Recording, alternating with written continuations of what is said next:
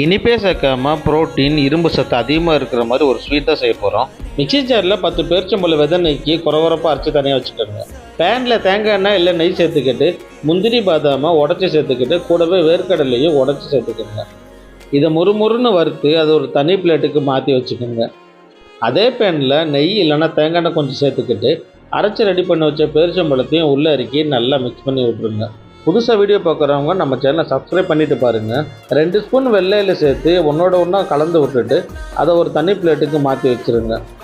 இதை ஃபுல்லாக ஆற விட்டுறாமல் அரை சூடு இருக்கும்போதே முந்திரி பாதாம் வேர்க்கடலை வறுத்து வச்சோம் இல்லையா, அதையும் உள்ளே இறக்கி எல்லாத்தையும் நல்லா மிக்ஸ் பண்ணி விட்ருங்க. ஏதாச்சும் ஒரு கவரை பாக்ஸ் ஷேப்பில் கட் பண்ணி அதில் கொஞ்சம் வெள்ளையில் சேர்த்துக்கிட்டு நம்ம ரெடி பண்ணி வச்ச பேரிச்ச நட்ஸையும் நல்லா ரோல் பண்ணி விட்ருங்க. இதெல்லாம் அரை சூடு இருக்கும்போதே பண்ணால் தான் கரெக்டான கண்டென்ஸில் லட்டு செய்ய முடியும். இரும்பு சத்து புரோட்டீன் அதிகமாக இருக்கிறனால ஸ்கூலுக்கு போய்ட்டு வர குழந்தைகளுக்கு டெய்லி ஒன்று கொடுங்க. வீடியோக்கு லைக் கொடுத்துட்டு எல்லாருக்கும் ஷேர் பண்ணிடுங்க.